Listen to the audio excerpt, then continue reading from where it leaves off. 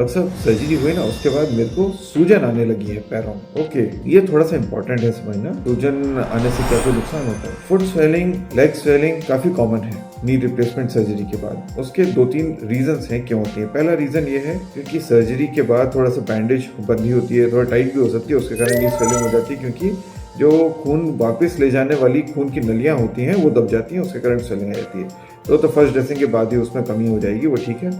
दूसरा एक रीजन होता है, कई लोगों को खून की नलियों में खून जम जाता है, उसे हम डीप वेन थ्रोम्बोसिस कहते हैं। यूजुअली उसकी प्रिकॉशन यानी उसकी जो मेडिसिन होती है वो पहले से ऐड कर दी जाती है, या फिर उसके लिए मैकेनिकल पंप्स होते हैं जो हमेशा काफ को पंप करते रहते हैं, सर्जरी के बाद वो लगा दिए जाते हैं। उससे भी ये कॉम्प्लिकेशन रेट कम रहता है, तो स्वेलिंग नहीं आनी चाहिए। ये हो गया इमीडिएटली आफ्टर सर्जरी। अगर स्वेलिंग फिर भी परसिस्ट कर रही है तो फिर हमें जरूर एक ओपिनियन लेना चाहिए, या तो सर्जन का ही, या फिर वेस्कुलर सर्जन का, या कार्डियोलॉजिस्ट का भी, क्यों हो रहा है ऐसा। कई पेशेंट्स ऐसे होते हैं जिनके हार्ट में ऑलरेडी थोड़ी प्रॉब्लम होती है, पहले से हार्ट वीक होता है। जब हार्ट वीक होता है तो हार्ट का मेन काम क्या है, वो खून को अपनी तरफ लेगा और दूसरी तरफ से खून को पंप करेगा। तो ऐसे केस में जिनका हार्ट वीक है वो खून को ले कम पा रहा होता है, तो खून नीचे पैरों में ज्यादा जमा हो जाता है। तीसरा, पेन होने के कारण हमारी मांसपेशियां थोड़ा कम पंप करती हैं या कम कॉन्ट्रैक्ट करती हैं, और मांसपेशियां अगर खून को नहीं पंप कर पाएंगी तो खून वहीं जमा हो जाएगा, उससे भी हमारी स्वेलिंग हो जाएगी, क्योंकि वहां से पानी रिसना शुरू हो जाता है, तो एडिमा हो जाता है। और आगे रीजन ये है कि अगर हमारी डीप वेन थ्रोम्बोसिस हो ही रही है या हो रही है,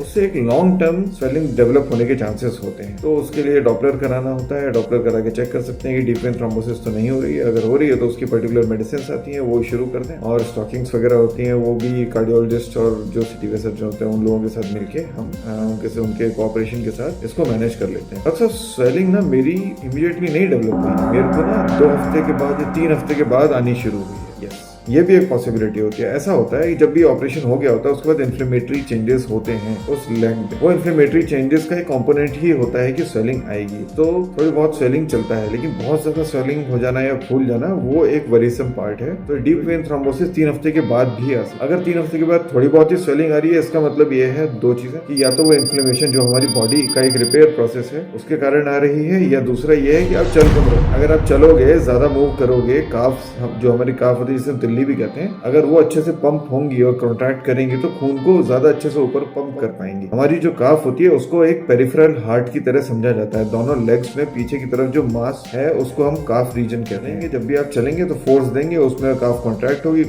खून ऊपर पंप होगा, तो जो भी स्वेलिंग है वो डेवलप नहीं होगी। यूजुअली काफी देर तक पैर लटका के बैठने से स्वेलिंग डेवलप हो जाती है। वो भी इसी रीजन से होती है क्योंकि हमारी काफ मसल्स रिलैक्स कर रही होती है, खून वहीं पे जमा हो जाता है, और खून जमा हो जाता है तो वहां से पानी उसमें से रिसना शुरू हो जाता है, स्वेलिंग डेवलप हो जाती है। ये स्वेलिंग इतनी वरीसम नहीं है, लेकिन ये आपको ये बता रही है कि आपको चलना ज्यादा था, आप चल कम रहे हो। अगर बहुत ज्यादा स्वेलिंग है कि हम उसे अंगूठे से दबाएं पैर में और अंदर गड्ढा ही बन जाए, इसका मतलब सूजन थोड़ी ज्यादा है, वो वरीसम है और जाके दिखाना चाहिए एक अपने सर्जन को दोबारा, या फिर कार्डियोलॉजिस्ट का ओपिनियन लिया जा सकता है।